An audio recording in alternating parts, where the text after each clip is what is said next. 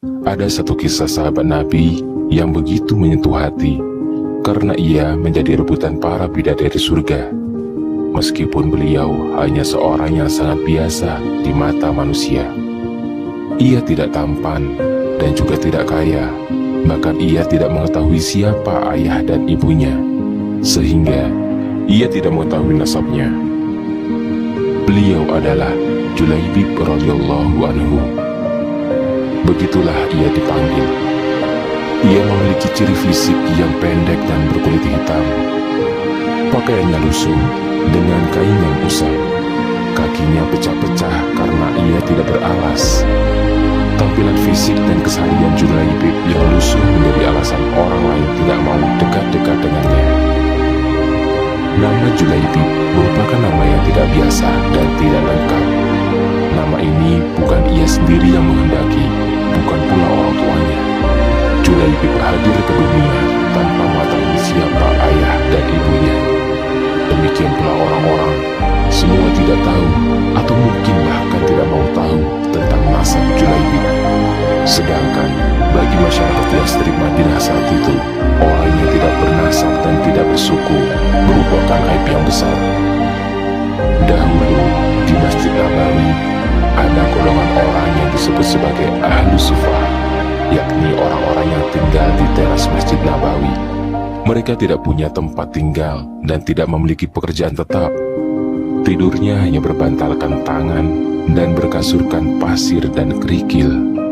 Namun mereka memiliki semangat menuntut ilmu dan ibadah yang sangat baik. Julaibib inilah salah satu dari golongan tersebut. Julaibib selalu berada di barisan terdepan dalam sholat maupun jihad. Meskipun tidak ada yang memperhatikan sosok sahabat mulia ini karena kondisinya, namun tidak demikian dengan Rasulullah SAW, sang rahmat bagi semesta alam.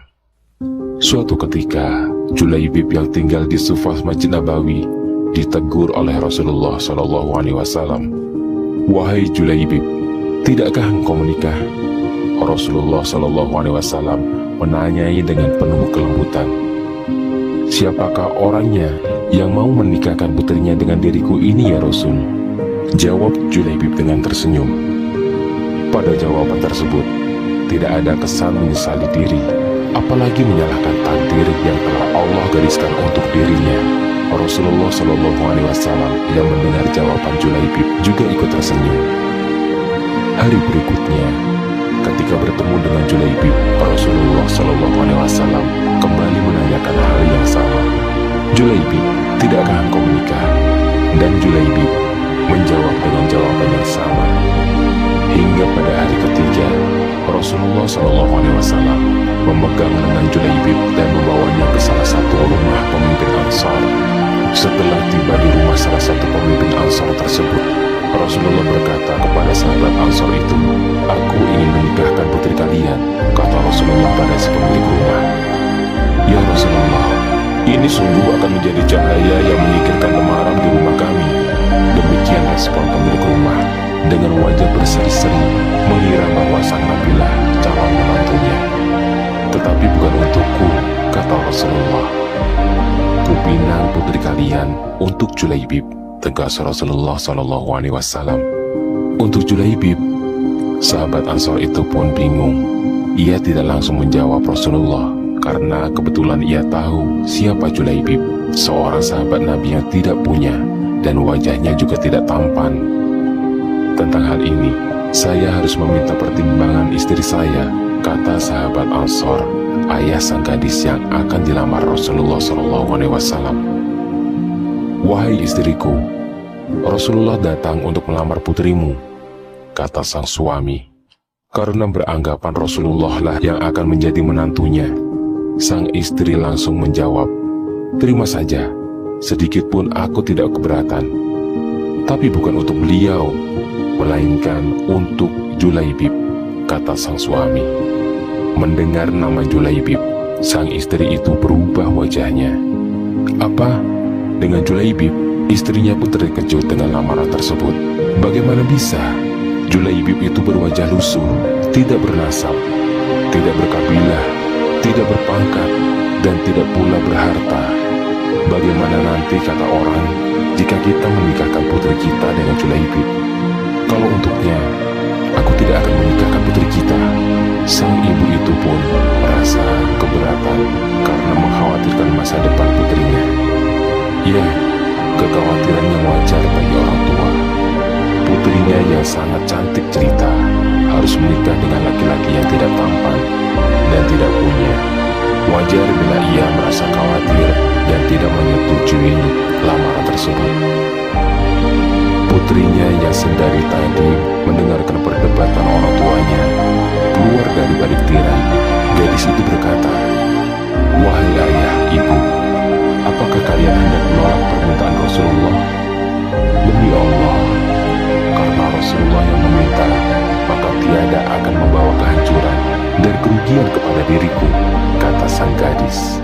Sang gadis solihah itu lalu membacakan ayat yang artinya, "Dan tidaklah patut bagi lelaki beriman dan perempuan beriman, apabila Allah dan Rasul-Nya telah menetapkan suatu ketetapan, akan ada bagi mereka pilihan lain tentang urusan mereka. Dan barang siapa mendurhakai Allah dan Rasul-Nya, maka sungguhlah dia telah sesat yang nyata." Quran Surat Al-Ahzab ayat 36. Masya Allah, inilah wanita solihah. Dia tidak melihat seseorang pria dari tampilan fisiknya, apalagi harta bendanya. Mereka hanya melihat kebaikan dan kesolehan laki-laki yang melamarnya. Mendengar penuturan putrinya, ayah sang gadis tadi kemudian menemui Rasulullah dan Julaibib dengan wajah yang lebih tenang. Beliau berkata, "Wahai Rasulullah, aku menerima pinanganmu, nikahkanlah putriku dengan Julaibib." Nabi dengan tertunduk berdoa untuk sang gadis itu, "Ya Allah, limpahkanlah kebaikan atasnya dalam kelimpahan yang penuh berkah. Jangan engkau jadikan hidupnya payah dan bermasalah." Demikianlah doa indah Rasulullah SAW. Sungguh, satu pernyataan yang menunjukkan ketundukan terhadap perintah Rasulullah SAW. Wanita solihah itu tidak melihat diri calon pendamping hidupnya kecuali dengan pandangan agama.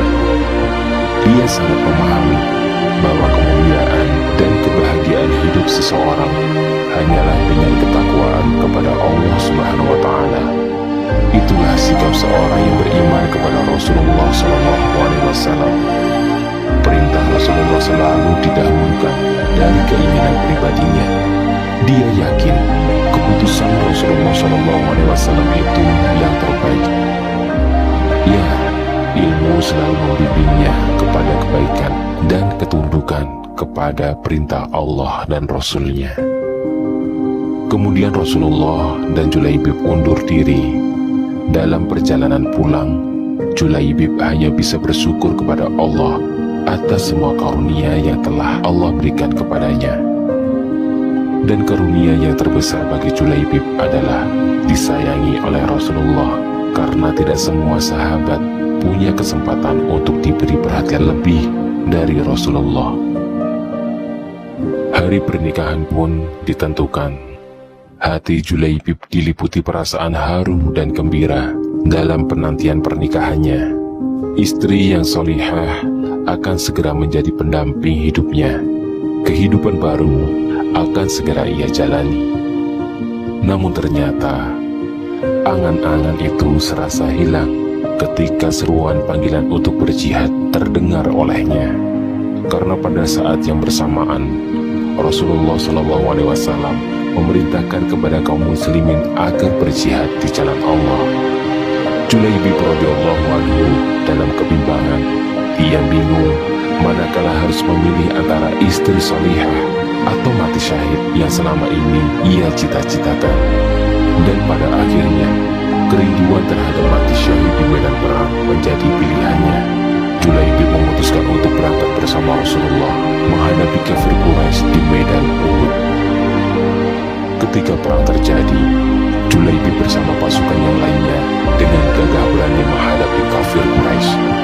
Bahkan ketika kaum muslimin terdesak akibat serangan mendadak dari belakang Bukit Uhud yang dipimpin oleh Khalid bin Walid yang saat itu masih belum masuk Islam, Julaibib tidak mundur. Hingga pertempuran usai, jumlah kaum muslimin yang gugur cukup banyak.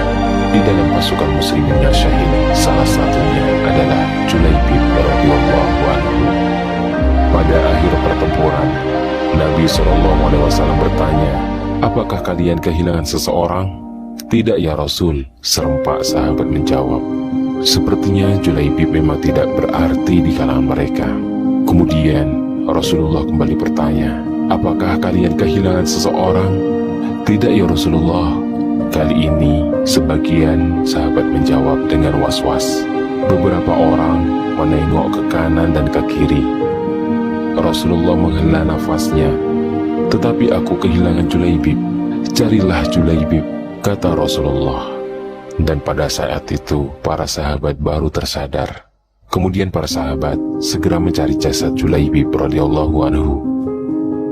Para sahabat mendapati jasad Julaibib tersungkur dan di sekelilingnya terdapat 7 jasad orang kafir. Segera para sahabat memberitahukan kepada Rasulullah tentang jasad Julaibib radhiyallahu anhu. Maka Rasulullah SAW segera menghampiri jasadnya. Rasulullah SAW berdiri di samping jasad Julaibib radhiyallahu anhu dan bersabda, "Julaibib telah membunuh 7 orang ini sendirian. Sesungguhnya dia adalah bagian dari diriku dan aku adalah bagian dari dirinya." Ucapan Rasulullah tersebut membuat banyak sahabat iri. Ternyata Julaibib yang jarang sekali mereka hiraukan memiliki kedudukan yang sangat istimewa di hati Rasulullah. Ia mati syahid dan dinyatakan bagian dari Rasulullah. Kemudian dengan penuh lemah lembut dan kasih sayang, Rasulullah SAW mengangkat jasad Julaibib dan terus menyandarkan jasad Julaibib radhiyallahu anhu di lengannya sampai akhirnya Julaibib dikuburkan. Semoga Allah Subhanahu wa Ta'ala merahmatinya. Allah Subhanahu wa Ta'ala telah mengaruniai jalan keluar bagi Julaibib dan calon istrinya yang salehah tersebut. Kebersamaan di dunia ternyata tidak ditakdirkan terlalu lama. Meski di dunia ini akan mendapatkan istri yang salehah dan bertakwa, tapi para bidadari surga telah terlalu lama merindukannya. Julaibib lebih pantas menghuni surga daripada dunia yang kurang bersahabat padanya. Rupa memang tidak seelok para bangsawan. Harta tak sebanyak yang dimiliki para raja. Namun bidadari surga berebut menginginkannya. Tepatlah kiranya kita menyimpulkan bahwa ketakwaan merupakan harta paling berharga di sisi Allah daripada kekayaan, rupa maupun kedudukan di dunia. Semua itu akan lenyap begitu ajal datang menghampiri pemiliknya. Wallahu a'lam bishawab.